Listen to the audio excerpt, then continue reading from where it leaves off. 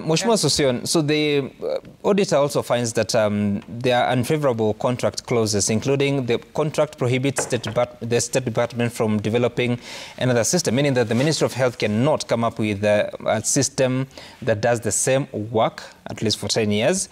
And then on dispute resolution, the contract is that arbitration will be under the rules of London Court of International Arbitration. So the procurement happens under Kenyan laws, but the arbitration would happen based on London rules of arbitration. Then the mobile network operator company consortium to deliver system as a service solution where end users connect to the system hosted by the consortium without the need for installation or management of the software in the end users, meaning that every hospital will just be connecting to that service, not necessarily having a software within their own precincts. And then when it comes to project financing and payment model, the financing is projected at 111 billion shillings, which is to come from contributions by SHA members, the claims by hospitals, as well as something else on tracing and tracking. Then clause 12.4 of the contract in the general conditions is projected revenue will be transferred to an escrow account to be held by an escrow agent appointed by both parties, but now details of the signatories have not been provided in the contract signed by the Ministry of Health. Mheshimiwa Sossion, what should we do with this information? Yeah, and the bigger question is, what should we do with the auditor's report?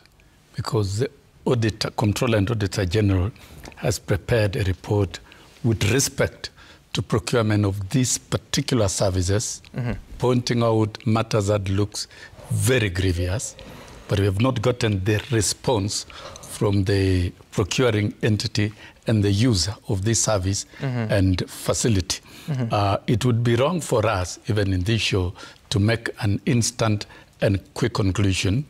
My belief is, if really we want to roll out UHC, let us be absolutely honest.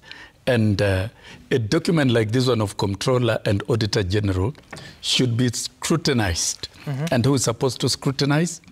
The National Assembly. It has a responsibility to do that. They will be able to flag out all the issues. They will be able to put the ministry to account to explain and justify why they went the route of specially permitted procurement procedure, why Safaricom is the dominant controller of this program, and whether the taxpayers are putting in any money through the budget, which I understand they are not doing. And Sam, I've worked in the healthcare space, representing teachers at NHIF as a vice chair of NHIF, and at a time when universal healthcare was being rolled out and it collapsed because of many things, and I took teachers out of NHIF to run their own insurance scheme, which of course had a lot of issues and a lot of politics like this one, because a lot of interest, but I stood firm. It is now working and teachers are being treated. The same case with UHC. It is going to have politics. It is going to attract challenges, but as clearly stated by Mheshimiwa here, it must work. It must work. And if there are dirty issues around it, if there are dirty issues around it, that can be proved. How serious is this report? Well, we'll treat any report as serious as it is portrayed until it is approved by another counter report from the Ministry of Health. But I've seen the Ministry of Health. Yeah, of course. What is the work of the Auditor General? The work of the Auditor General is to give an audit report and supply to Parliament. And what is the work of Parliament?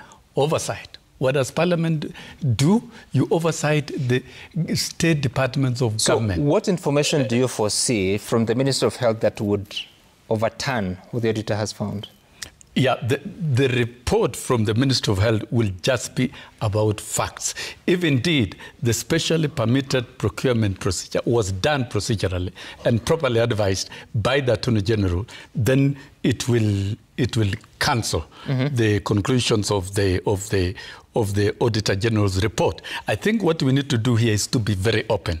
Let us not look like we are defensive. Let us not look like we are also too offensive without allowing the ministry to account itself. Because to roll out UHC is not easy. Ghana rolled it out and it collapsed at some point because we didn't get things right. One thing I'm happy about what the National Assembly did was to come up with the Public Health, the Primary Health Care Act. And you know the Primary Health Care Act, as Mheshimiwa stated here, is fully funded by government.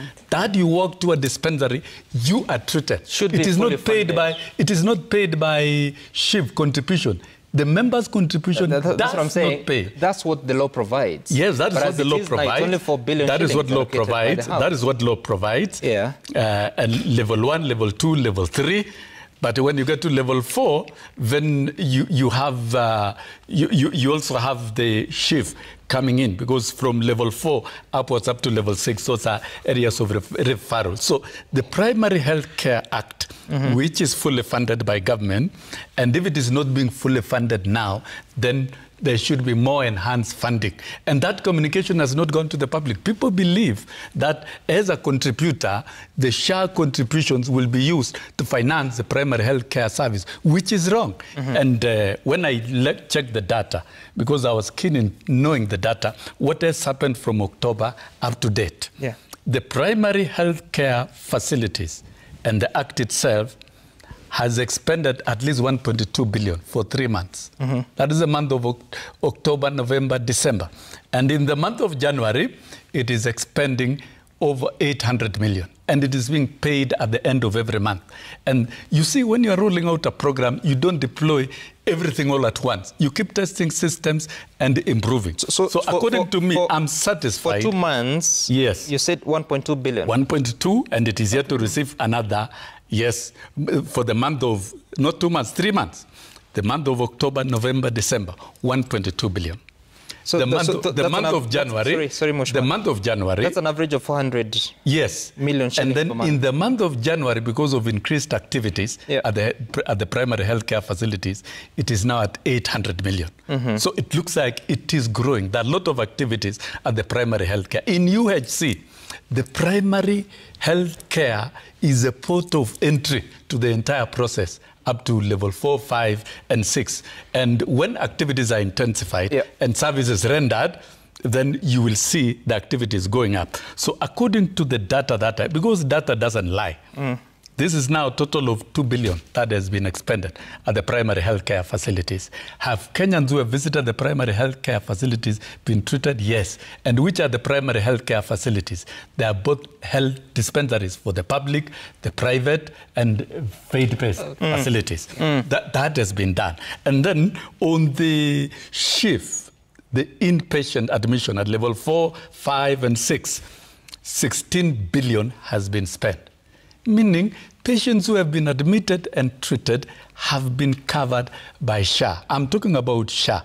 And emergency and critical illness, because this is evacuation, this is ICU, these are other... How much? Yes, about...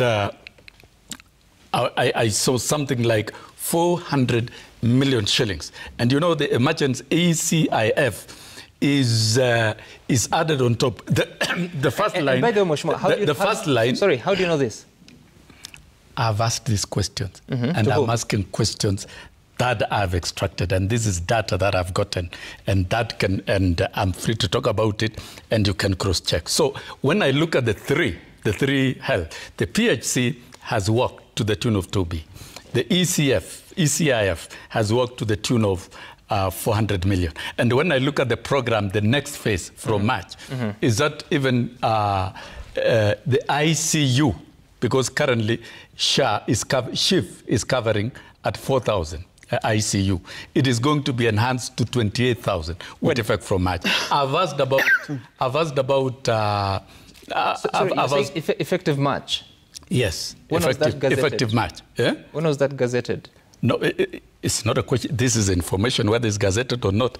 I'm asking, you know, Mheshimiwa Sossion, it is important that because SHIV, SHA, they work for the public, it is important that information is available to them. So I'm asking, now that you know that it's effective March, when did this become public, and when was it gazetted? Because if you're to look at the tariffs and packages that are being implemented today, they were gazetted. Now that brings me to what we call public communication. I said from the beginning, even the public have not understood that if they are getting to the primary healthcare facilities, they are not paying anything. It is not part of SHIF, but it is PHC, which is paid for by the state. And the delivery of UHC model here in Kenya is a mixed model, where the state is financing through budget. You have not answered my question. Yes? Let me look for answers from Senator Manzo here. Yes.